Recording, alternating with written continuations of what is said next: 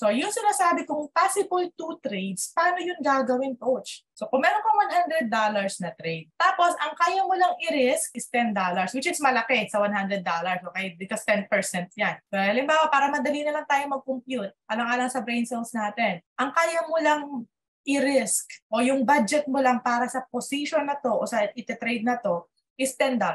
For possible 2 trades, maglalagay ka rito ng trade na ang risk mo ay $5 lang doon sa break. Nag-break yung candle, magte-trade ka ng isang trade, pero ang risk mo $5 lang. Hindi mo sasagarin yung 10. Bakit? Kasi if magre-retest yung market, halimbawa ito bumaba, tapos umakyat siya uli.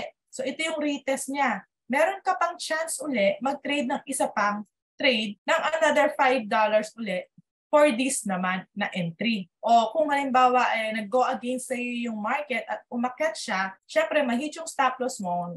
Ito yung trade number 1 mo sa break, and then yung retest mo naman, ito yung trade number 2 mo. Meron siyang $5 na risk dito at $5 na risk dito. So kung nag-go against sa yung market at umakyat siya, ibig sabihin na hit yung stop loss mo, so matatalo ka pa rin ng total around $10 pa rin. Ang kagandahan nun, kapag nag-trade ka ng isa rito sa break, yung trade number 1 mo, at hindi na siya nag-retest, tumuloy-tuloy na siya sa baba, so meron ka ng trade, meron ka ng profit. Kung halimbawa naman, coach, mag-iintay ako ng retest, ayoko mag-trade sa break, wala namang problema yun. Kung yun yung na-backtest mo So, wala kang trade, bumaba siya, nag-break siya doon, nag-close sa baba, wala kang trade, tapos nag-retest siya, nag-trade ka rito ng isa lang pero $10 risk. So, walang problema. Tapos bumaba siya, na-hit yung take profit mo o kumita ka, di praise the Lord. Kaso kasi, hindi naman lahat ng pagkakataon nag-retest.